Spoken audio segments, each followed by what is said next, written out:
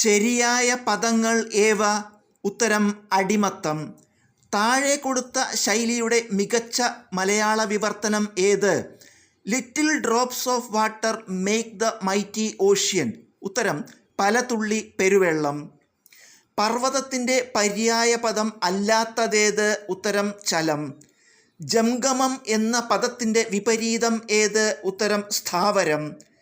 കയ്യാടിയെങ്കിലേ വായാടൂ എന്ന ശൈലിയുടെ അർത്ഥമെന്ത്? ഉത്തരം പ്രവൃത്തി ചെയ്തെങ്കിലേ ഉപജീവനത്തിന് വഴിയുണ്ടാകൂ. അയാൾ എന്ന പദം പിരിച്ചെഴുതുക. ഉത്തരം ആ പ്ലസ് ആൾ. പുറം പ്ലസ് അടി ചേർത്തെഴുതുക. ഉത്തരം പുറമടി. സൂര്യൻ്റെ പര്യായമല്ലാത്ത പദമേത്? ഉത്തരം സൂപ്പവർണി. തുല്യത എന്ന പദത്തിൻ്റെ വിപരീത പദം ഏത്? ഉത്തരം അതുല്യം. ശരിയായ വാക്ക് തിരഞ്ഞെടുക്കുക. ഉത്തരം അസ്തിത്വം. വ്യാകരണം അറിയുന്നവൻ എന്ന വാക്യത്തിൻ്റെ ഒറ്റപ്പദം ഏത്? ഉത്തരം വൈയാകരണൻ. അഞ്ചാം പത്തിക്കാർ എന്ന ശൈലിയുടെ ശരിയായ അർത്ഥമെന്ത്? ഉത്തരം ഒറ്റുകൊടുക്കുന്നവർ.